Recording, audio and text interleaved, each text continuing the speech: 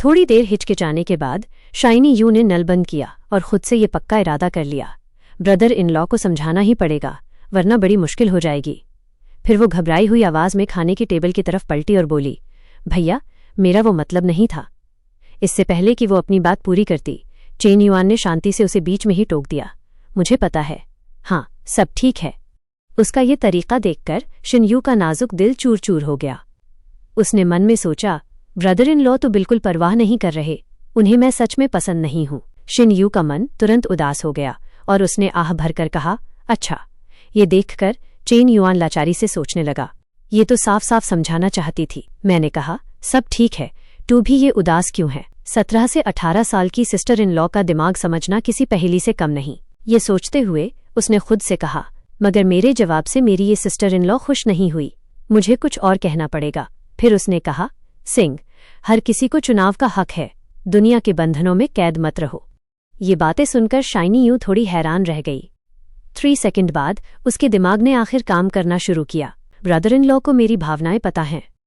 इसका मतलब है कि उन्हें कोई एतराज नहीं है, पर वो सीधे सीधे बोल नहीं रहे हैं, बस घुमा फिराकर बात कर रहे हैं। न हाँ कह रहे हैं और न ही ना। ये सोचते हुए शिनयू थोड़ा आगे बढ़ी। उसकी आवाज़ में हिचकिचाहट थी, वो कुछ कहने ही वाली थी, ब्रदर इन लॉ। तभी अचानक दरवाज़ा खुलने की जोर से आवाज़ आई। चेन ना अंदर आई और पूछा, चेन युआन, शिनयू, तुम दोनों ने खाना खाया या नहीं। आवाज़ सुनकर शिनयू ने तुरंत अपनी बात रोक दी। वो बहुत नर्वस हो गई थी, जैसे किसी गलत काम में पकड़ी गई हो। वो जल्दी से पलट गई और झट से बोली, हाँ मेरा खाना हो गया है। आपने अभी तक नहीं खाया? ठीक है, मैं तुरंत आपके लिए खाना गर्म कर देती हूँ। चेन युआन भी इस पल खड़ा हुआ। वो चेन्ना की तरफ गया और बोला, कैफ़े और भी अच्छा चल रहा है ना, तुमने बहुत मेहनत की है। चेन्ना ने अपनी ऊंची हील्स उतारी और जवाब दिया, तुमने मेरे लिए बहुत अच्छी सुविधाएं बना दी हैं चेन युआन। मैं आपकी वजह से बहुत खुश हूँ, इसलिए मुझे थकान बिल्कुल नहीं लगती। मुझे और भी मेहनत करनी होगी।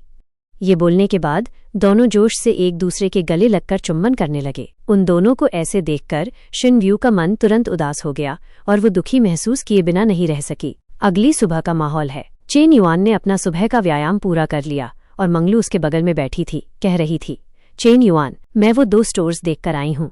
चेन युआन ने ये सुना और कहा, मुझे बताओ तुमने फिर से क्या समस्याएं देखीं। मंगलू ने जवाब दिया, योग स्टूडियो की सेवा समय पर और अच्छी है, पर सदस्यों की संख्या अभी भी कम है।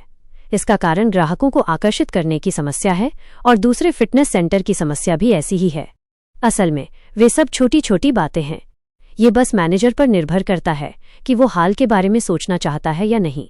मैंने समस्याओं का सारांश बना लिया है और मैं आपको बाद में भेज दूंगी। चेन युआन ने सुना और संतुष्टि से मुस्कुराया।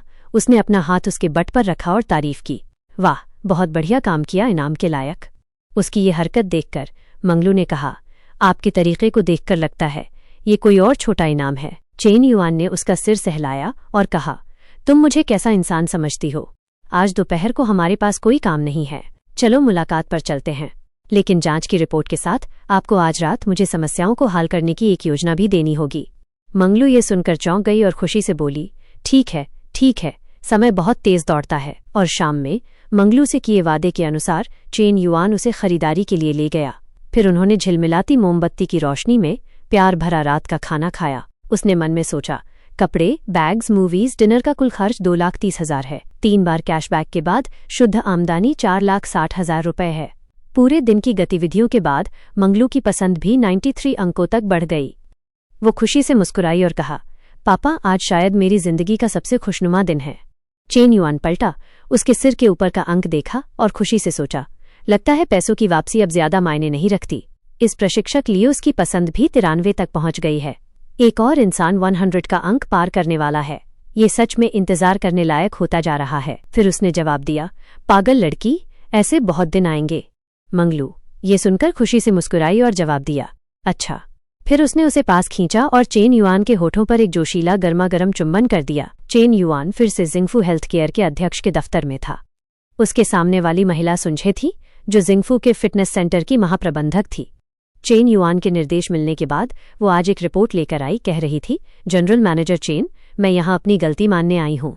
ये हमारा सुधार का प्लान है, पर कमियां जरूर होंगी। आप अपने बड़े तजुर्बे से कृपया देखिए। चेन युआन कॉफी का कप पकड़े हुए एक हल्की घूंट ली और जवाब दिया, अपनी गलती मानने की जरूरत नहीं है, बैठो। पहले मुझे इन नए कदमों के बारे में थोड़ा बताओ। सुंझे ये सुनकर डेस्क पर बैठ गई और अपनी पेशी शुरू की। सबसे पहले सेवा है। जब ग्राहक स्टोर में आएंगे तो हम कर्मचारियों को आम जगहों पर देर से अभिनंदन या लापरवाही के लिए देखभाल करेंगे। आगे की जांच के लिए भी यही है। हमें लगातार निगरानी करनी होगी। जो भी कमी रखेगा उसके काम के परफॉर्मेंस में कटौती होगी। ये सुनकर चेन युआन ने टोक दिया, रुको, ये सब जांच और जुर्माना है, कोई इनाम क्यों नहीं? सुंझे ने घबराते हुए जवाब दिया, जुर्माना दबाव बनाता है जिससे वे अपने काम को और गंभीर से लेंगे। चेन युआन ने सुनने के बाद गंभीर से कहा, जुर्माना ठीक है, पर उसके अनुरूप इनाम बहुत जरूरी है। इनाम मुख्य हिस्सा होना चाहिए, जुर्माना दूसरा। पहला मकसद हौसला बढ़ाना है, नीचे काम करने वालों पर बहुत ज्यादा दबाव डालना नहीं। सुंझेने ने यह सुनकर जवाब दिया, जनरल मैनेजर चेन, मैं समझ गई, आप सच में दूरदृष्टि वाले हैं। चेन युआन ने रिपोर्ट उसे वापस दी, पूछते हुए, ग्राहकों को आकर्षित करने के लिए क्या?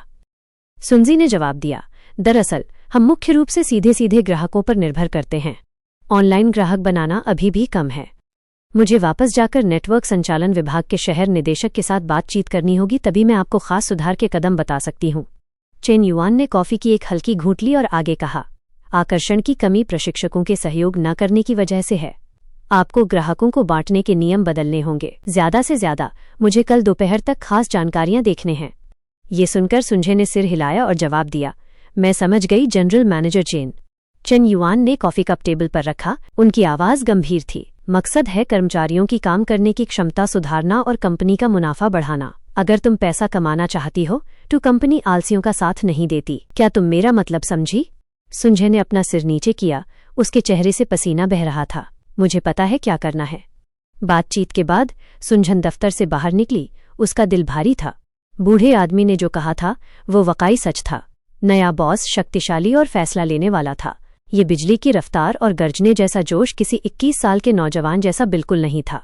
चेन युआन के शब्द याद करके उसका चेहरा उतर गया, क्योंकि उसने सोचा, कंपनी आलसियों का साथ नहीं देती। अगर मैंने अच्छा काम नहीं किया तो मुझे नौकरी से निकल दिया जाएगा। एनजी बगल से गुजरी, उसके चेहरे को देखकर उसने मन में सोचा, लगता है चेन युआन ने उसके होश उड़ा दिए। वैसे मैंने कभी चेन युआन का डरावना रूप नहीं देखा। मुझे उम्मीद है कि मुझे कभी देखना न पड़े।